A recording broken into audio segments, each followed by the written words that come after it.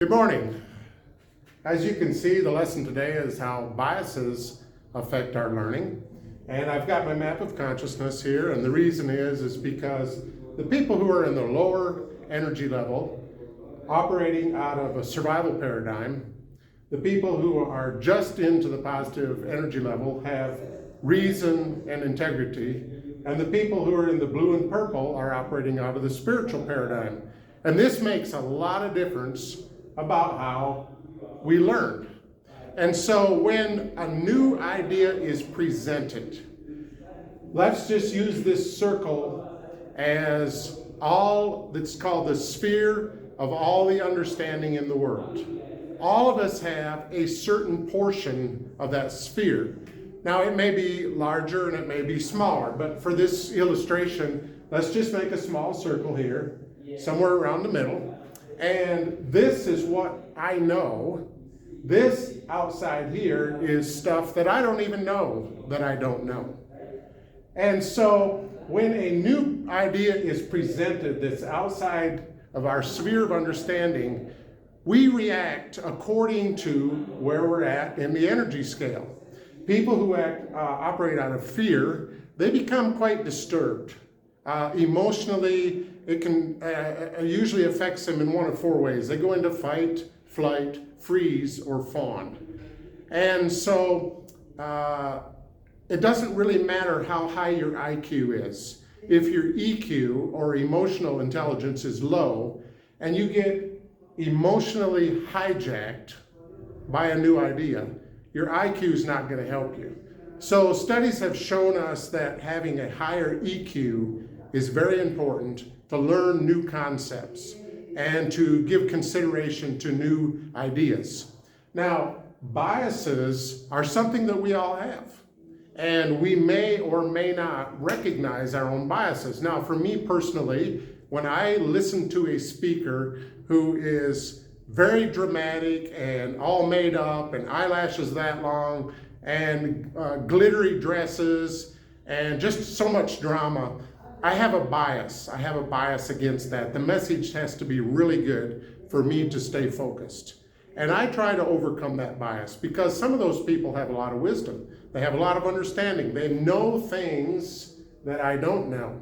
Now, the other interesting thing about the circle here is that the smaller the circle, the more certain those people are that what they know is right because they don't know of anything else. But then as your circle increases, you come in contact with more stuff that you don't know. And you're like, wow, I guess I didn't know so much after all. And as your circle gets bigger, it encompasses more ideas, more fresh, new ideas, and even more truths.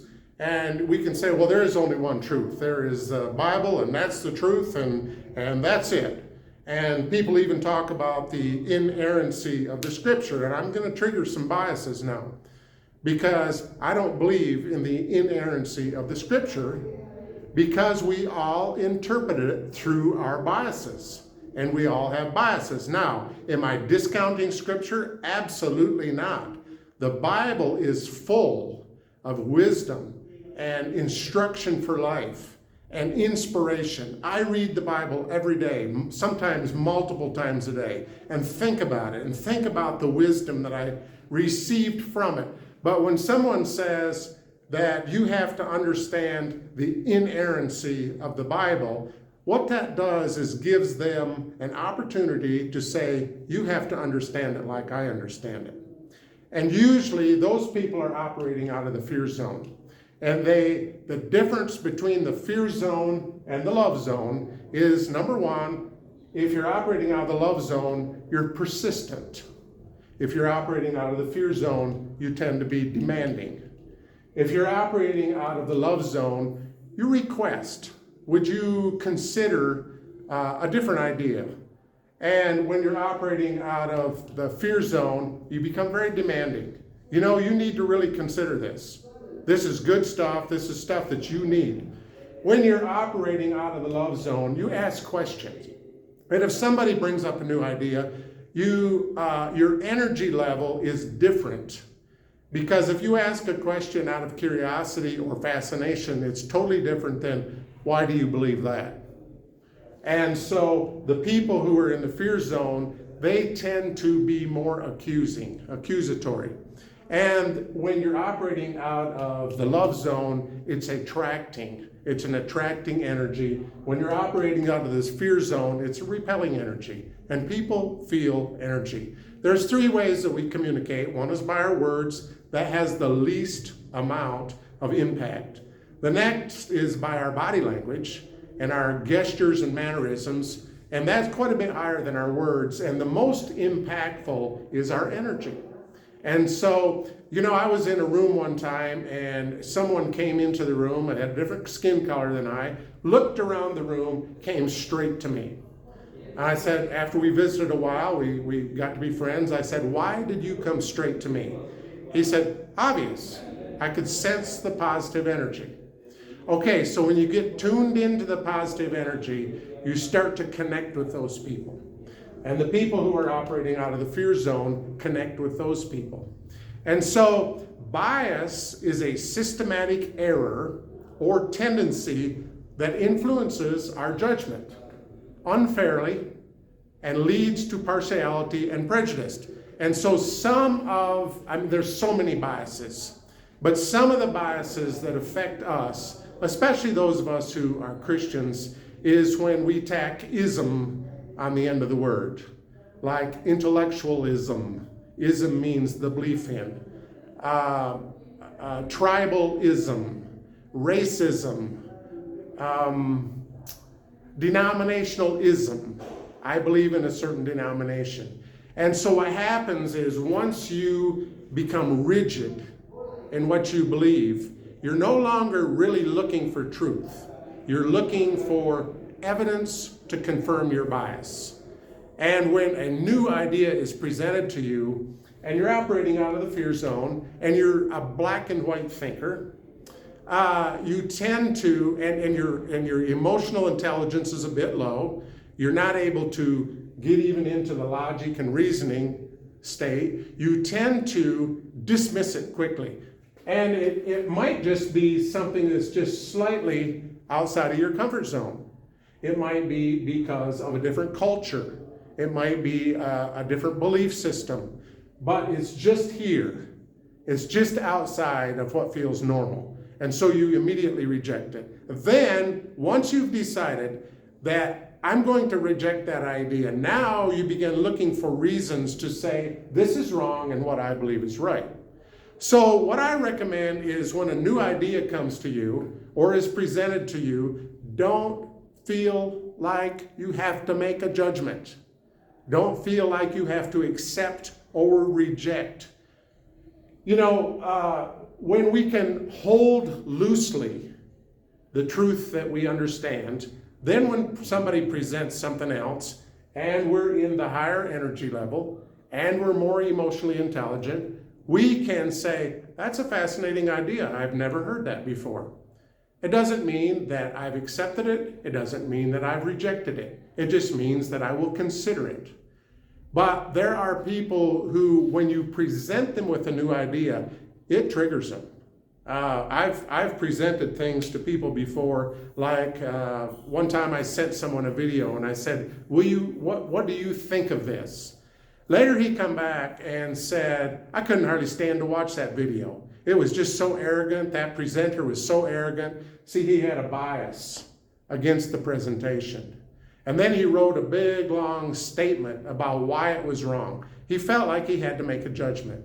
It wasn't like, that's a new idea. I've never heard of that. I don't have to make a decision on it today. Let me think about it.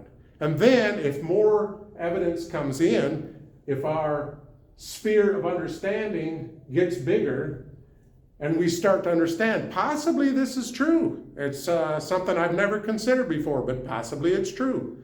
And so the other interesting thing is about when your sphere of understanding, your personal sphere of understanding gets bigger, it comes into contact with other people's ideas and other thinking styles. There's black and white thinking styles, there's fluid thinking styles, there's people who have what's a critical thinking style.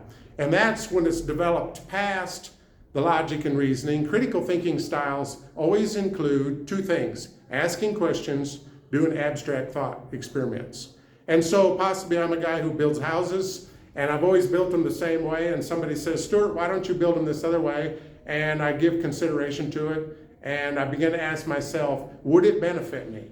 Would it benefit my customers? Would it be a win-win relationship? Then I began to think it through. Okay, if I put Freddie here and I put Tim here and I had Bill, I don't have a big enough crew to do it that way. So do I want to add one more person and try this new concept? And so we add one more person, we try that new concept, and it doesn't work as well as we think it should. But it seldom does on the first try.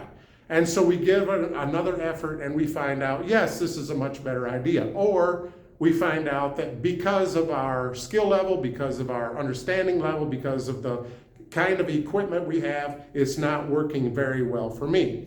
Now, I want to talk about the progression of new ideas. And there is a progression because remember Galileo, he talked about how the universe was different than everybody else. And he was violently opposed.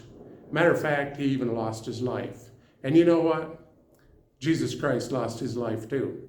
When he presented a truth that the old religious group didn't like, they were violently opposed to him. So the first step is this called the step of awareness. They become aware that there's a new idea.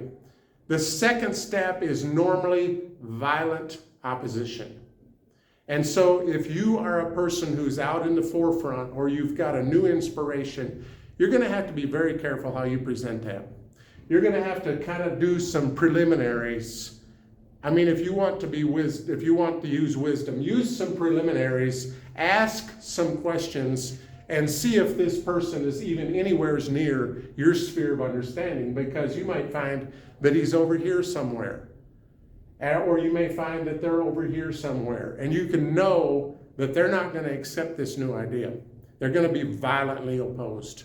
Because the third step is intense scrutiny. So now it's these people who are near the edge. And as they begin to become aware of this new idea, they work their way through the emotional opposition. They begin to scrutinize the idea, and the next stage is confirmation and acceptance. And so then, as they begin to confirm, yes, this could work, we can accept this, then they begin to utilize and implement and practice the new idea, and then it becomes accepted as normal. And in psychological mannerisms of people is that a few people will go out to start with. The remainder are not leaders. The majority of people are not leaders. And so they're watching. And there's always leaders on both sides. So the herd or the group of followers is watching the two leaders. Which way are they going to go? Which way am I going to go? But mostly what affects their decision is where the majority goes. And so when you're trying to force someone to do something, you have less opportunity because you can only manipulate people who are willing to be manipulated. And if you are operating out of the love zone and your energy is the energy of love and being positive, you can influence anyone. Now, these people can only intimidate and manipulate the people who are willing to be intimidated and manipulated. And some people aren't willing to be intimidated and manipulated. And so as your energy level comes up, and like we talked about last time, the way for your energy level to come up is to live in honesty and truth, speak the truth, live in forgiveness, let go of how you think life should be. Connect to the higher power, connect to God, and say, God, I'm here to serve you, to serve the people, and to add value to myself. Or maybe it's in reverse. Maybe I add value to myself so that I can serve you and serve others. And so you see that as we overcome our biases, as we recognize and overcome our biases, the isms, the tribalism, the racism, the denominationalism, and we begin to say, It could be that this person has something valuable, some insights or understanding that I don't have because they're from a different era, they're from a different understanding, they're from a different belief system, and it's possible that they can educate me and I can begin to learn something. But if you hang on tightly and become very rigid to what you believe, that becomes a bias. And I understand, I heard one man say, I have studied this, I know what I believe, but I'm not arguing about it. In other words, I'm not open for any feedback. I know what I believe, I am hanging on to it.